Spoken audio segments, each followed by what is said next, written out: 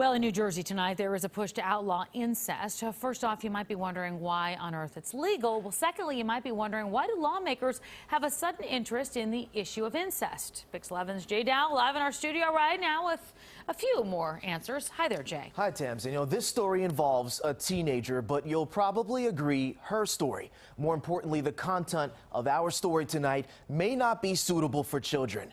The issue is the cringe-worthy one, incest, and if you can believe it, New Jersey lawmakers are just now in 2015 working feverishly to make it illegal.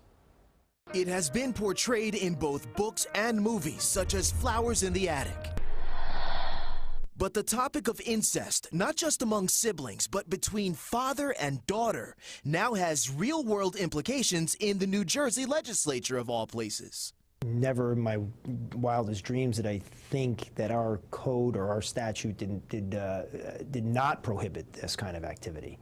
And that's why we're acting so quickly, because that door must be closed. New Jersey State Assemblyman Scott Rumana and his colleagues are in a hurry to pass an anti-incest bill, because if you can believe it, incest among consenting adults is still legal in New Jersey. The bill is being drafted in reaction to this New York Magazine article, What It's Like to Date Your Dad, and would criminalize any kind of sexual relationship between relatives, with penalties that include a steep fine and up to 5 years in prison. I don't think anybody, by any moral or ethical or any other test, would not find this to be something that we should allow, and that we have to take immediate action to stop. The magazine story chronicles an 18-year-old young woman who lost contact with her father as a 5-year-old girl, only to reconnect with him last year on Facebook. The woman tells New York Magazine, quote, "There's a reason I lost my virginity to him, because I'd never felt comfortable with any other man. It was insanely sensual." Father and daughter, who live in the Great Lakes region, are now involved in an adult sexual relationship. Psychologist Dr. J. Buzz von Ornsteiner. She's too young to understand that he's really behaving inappropriately and certainly not behaving as a father would. Donna Mae DePola has certainly earned her right to weigh in on this issue. She was the victim of an abusive, incestuous relationship with her own father. I wouldn't call it a relationship. I would call it childhood rape.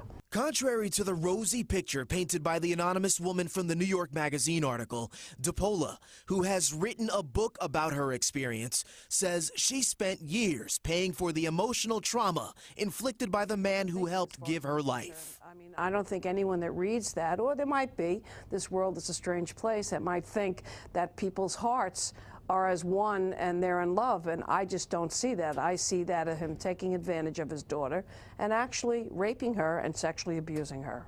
As for the father and daughter featured in the article that has stirred the New Jersey Legislature into action, they say they intend to have children after their planned move to the Garden State. The identity of the father and daughter couple featured in that article is still unknown for now. John, Tamsin?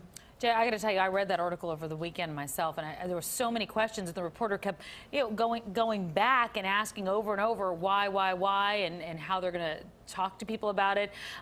It's just, I guess it's just so strange. It feels like it just fell right through the system. How is that possible? She was very open, and she spent so many years without seeing her father. In her mind, right. This is her father on paper only. This is a man who she met and fell in love with. Right. A lot of questions remain on that one. All right, Jay, thank you.